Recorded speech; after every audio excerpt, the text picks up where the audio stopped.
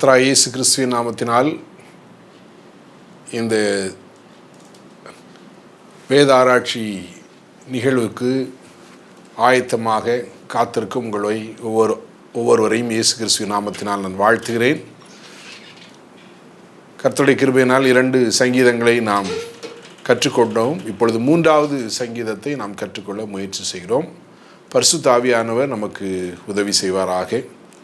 நாம் இருந்தவாறு கண்களை மூடி ஜெபம் செய்வோம். எங்கள் அன்பின் ஆண்டவரே, இந்த நேரத்தில் கர்த்தர் தாமே எங்களோடு பேச வேண்டும் என்று நாங்கள் மன்றாடுகிறோம்.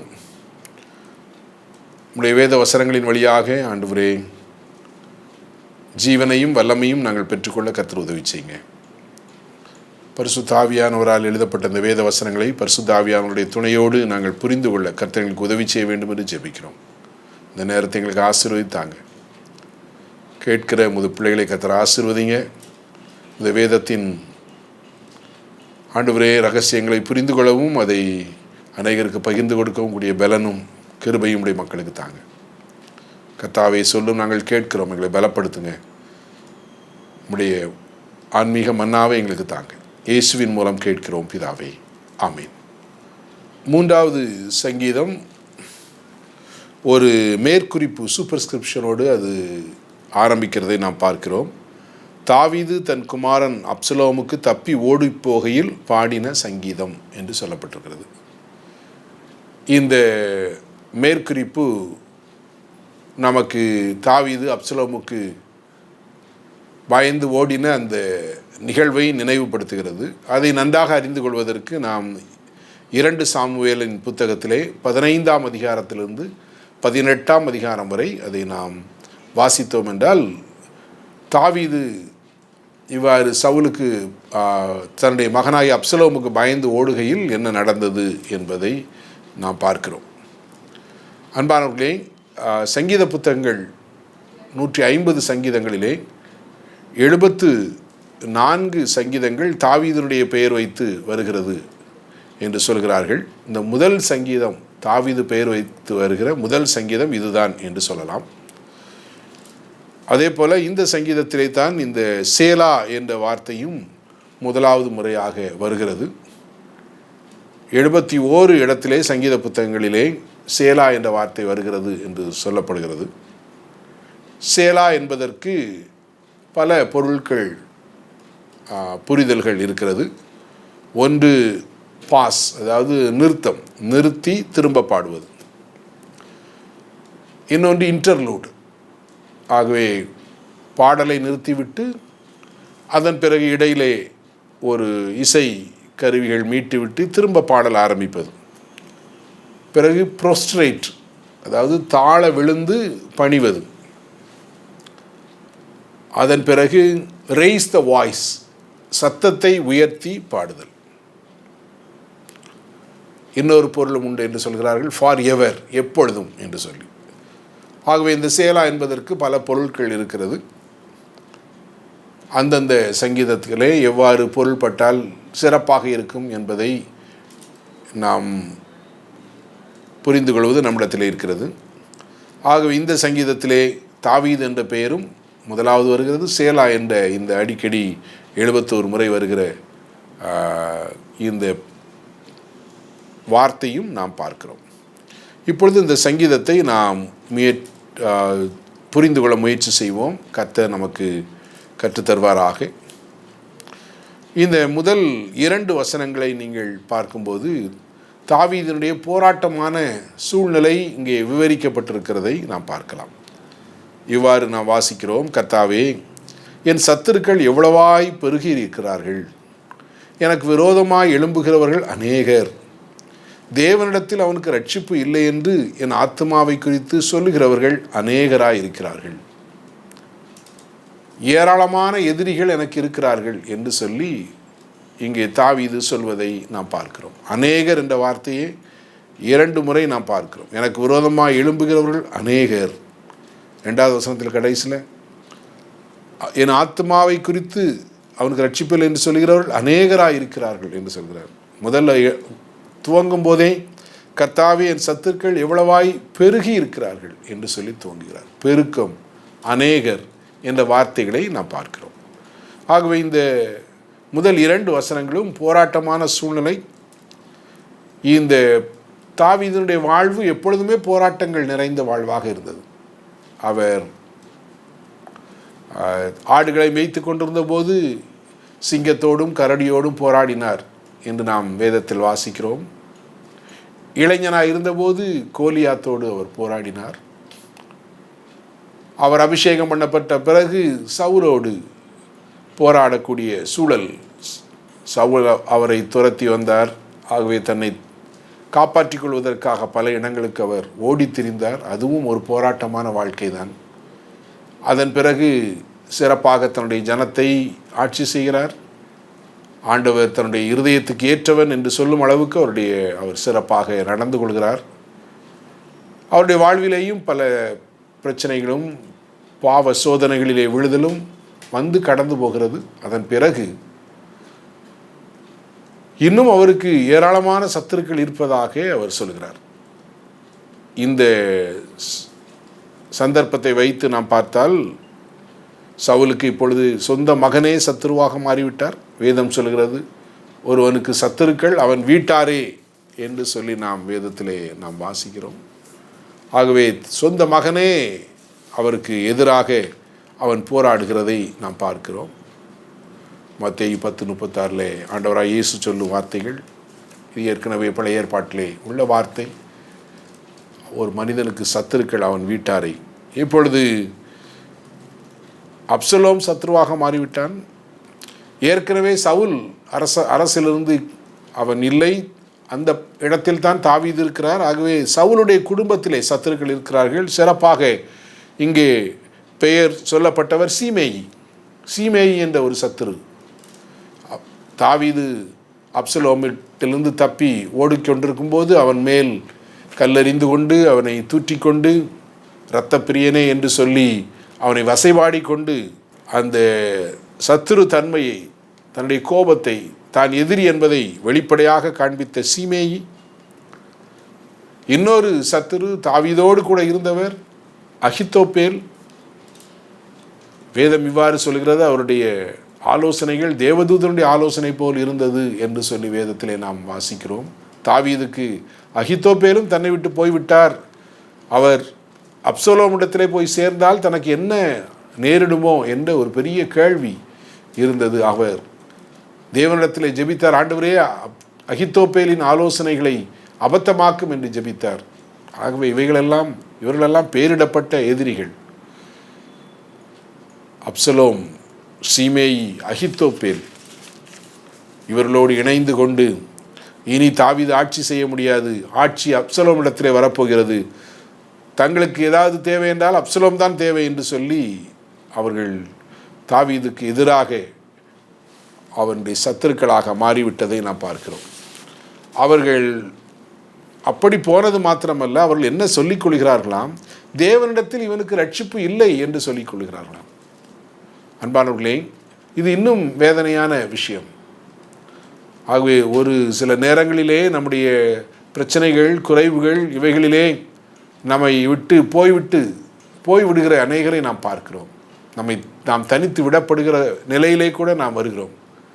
ஆனால் அது விடப்பட்ட சூழலில் மாத்திரமல்ல, இது இவனுக்கு இனி கடவுள் இவனுக்கு உதவி செய்வதில்லை, கடவுளிடத்திலிருந்து இவனுக்கு எந்த ரட்சிப்பும் வருவதில்லை.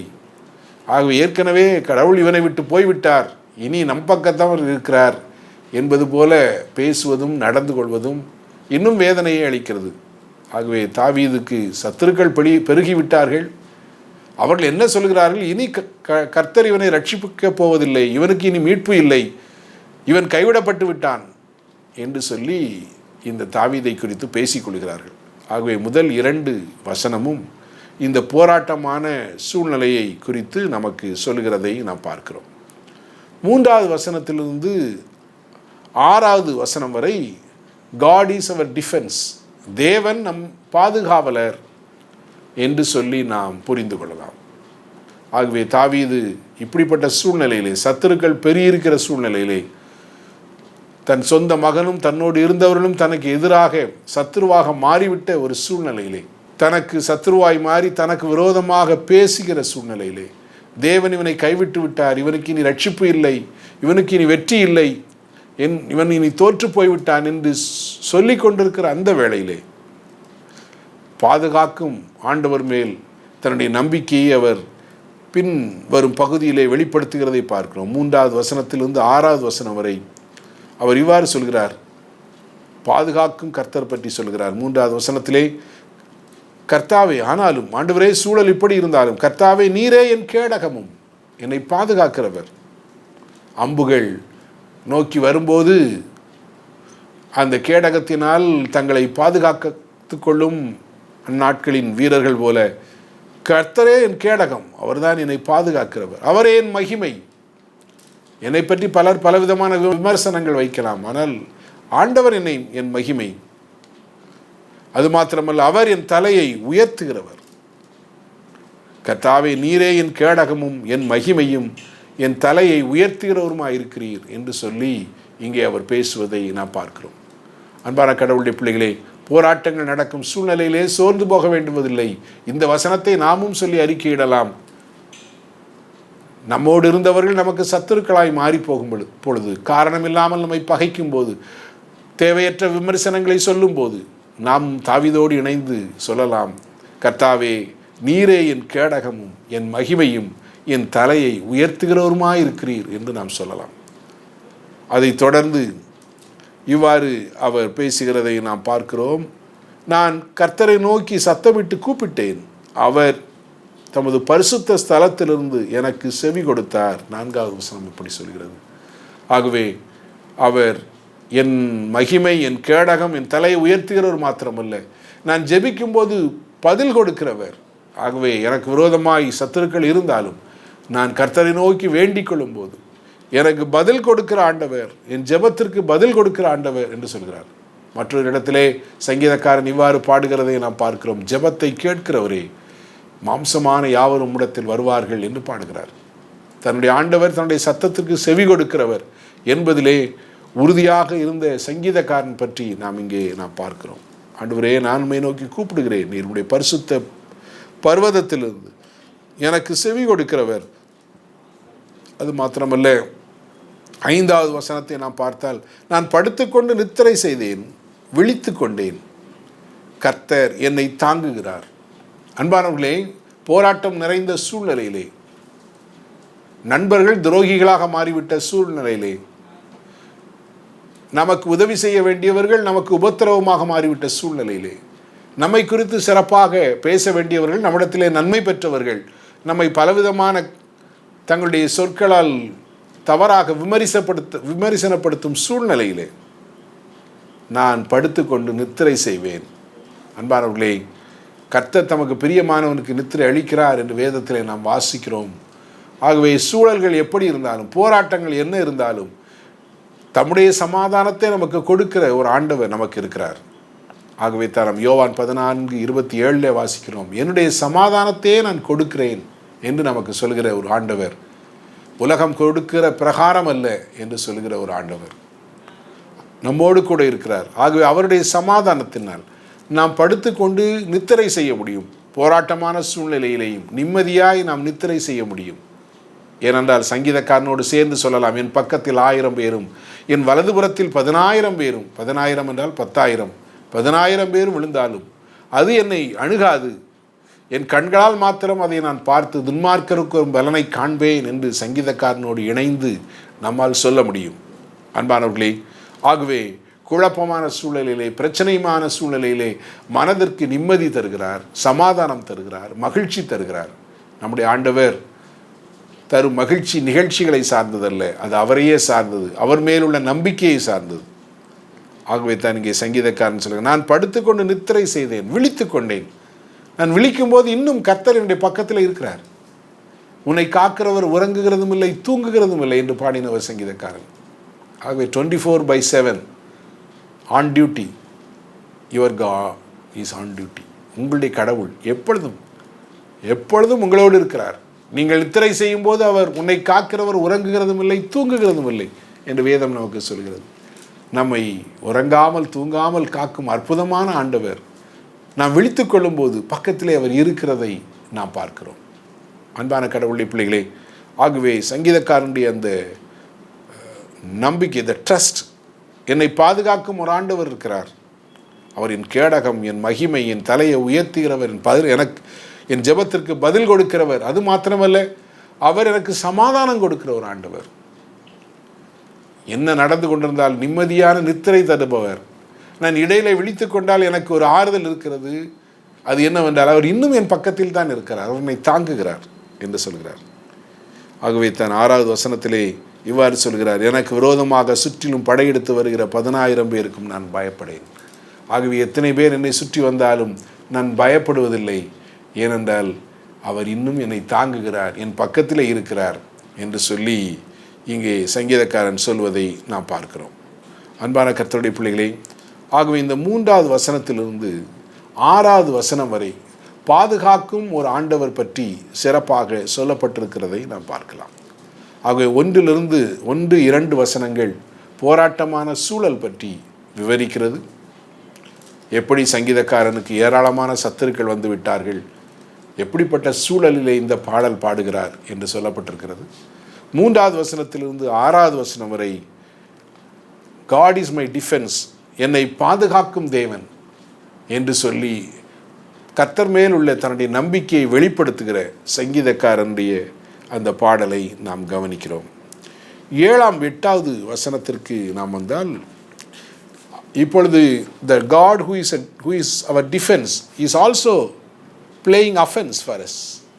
நமக்கு கேடகமாக இருக்கிற ஆண்டவர், நமக்கு பாதுகாப்பாக இருக்கிற ஆண்டவர், நமக்கு நிம்மதி தருகிற ஆண்டவர், நம்முடைய தலையை உயர்த்துகிற ஒரு ஆண்டவர், நமக்கு பாதுகாப்பு மாத்திரமல்ல நமக்காக போராடுகிறவர் என்று சொல்கிறார். நமக்காக போராடும் ஒரு ஆண்டவர் இருக்கிறார் என்பதைத்தான் 7-8 வசனங்களிலே நாம் வாசிக்கிறோம். சங்கீதக்காரன் அவ்வாறு தான் பாடுகிறார், கர்த்தாவே எழுந்தருளும். அப்படி என்றால் என்ன பொருள்? கிறிஸ்துவுக்கு அன்பானவர்களே, கர்த்தாவே எழுந்தருளும் என்பதை புரிந்து கொள்வதற்கு எண்ணாகமம் 10ஆம் அதிகாரத்திற்கு நாம் செல்ல வேண்டும். எண்ணாகமம் 10:35 அங்கே இவ்வாறு நாம் வாசிக்கிறோம்.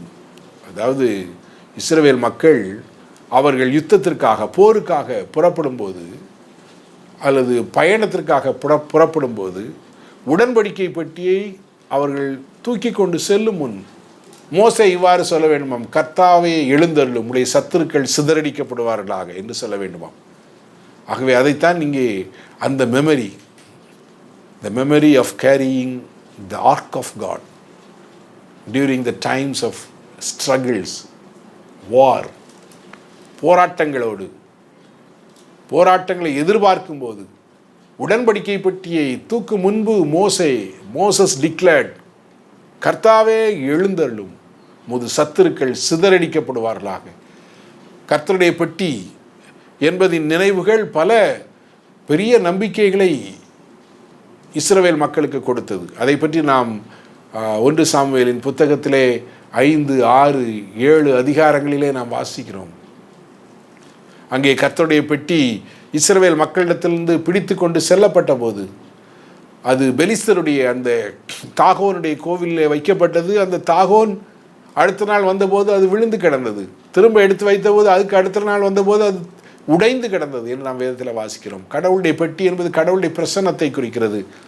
பழைய ஏற்பாட்டிலே த ஆர்க் ஆஃப் காட், கர்த்தருடைய பெட்டி, அது எடுத்து லேவியர்கள் அதை சுமந்து கொண்டு போவதற்கு ஆயத்தப்பட்டு அதை தூக்கு முன்பு இவ்வாறு சொல்லப்பட்டது, கர்த்தாவே எழுந்தருளும், உடைய சத்துருக்கள் சிதறடிக்கப்படுவார்களாக என்று சொல்லி இங்கே அதை நினைவு கூர்ந்துதான் தாவீது பாடுகிறார், கர்த்தாவே எழுந்தருளும், எனக்கு விரோதமாய் சத்துருக்கள் பெருகி இருக்கிறார்கள், அவர்கள் எனக்கு விரோதமாக பேசிக்கொள்கிறார்கள், நீர் என்னை கைவிட்டீர் என்று சொல்கிறார்கள், நீர்தான் என் கேடகம், என் மகிமை, என் தலையை உயர்த்துகிறவர், எனக்கு நிம்மதி தருகிறவர், என்னை தாங்குகிறவர், இப்பொழுது நீர் எழுந்தருளும், எனக்காக போராடும்படி எழுந்தருளும்.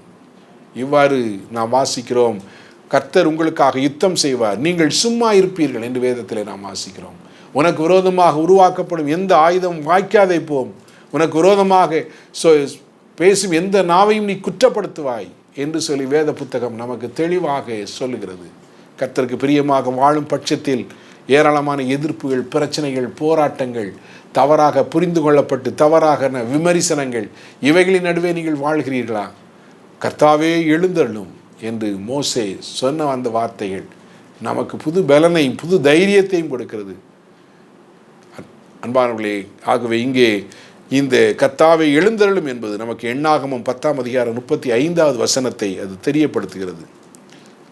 அது மாத்திரமல்ல, தேவரே என்னை ரட்சியும், நீர் என் பகைஞர் எல்லாரையும் தாடையிலே அடித்து துன்மார்க்கரின் பற்களை உடைத்து போட்டீர். ஆகவே தமது ஜனத்திற்காக அவர் போராடும் ஒரு ஆண்டவர். வேதம் நமக்கு சொல்லுகிறது, யாத்திராகமம் 23:22 நம்முடைய சத்துருக்களுக்கு சத்துருவாயிருக்கிறவர் நம்முடைய ஆண்டவர் என்று வேதம் சொல்கிறது. ஆகவே நம்முடைய சத்துருக்களுக்கு சத்துருவாக இருக்கிற ஒரு ஆண்டவர் நமக்கு இருக்கிறார். நமக்கு விரோதமாக போராட்டங்கள் வரும்போது நமக்காக போராடுகிற ஒரு ஆண்டவர் இருக்கிறார்.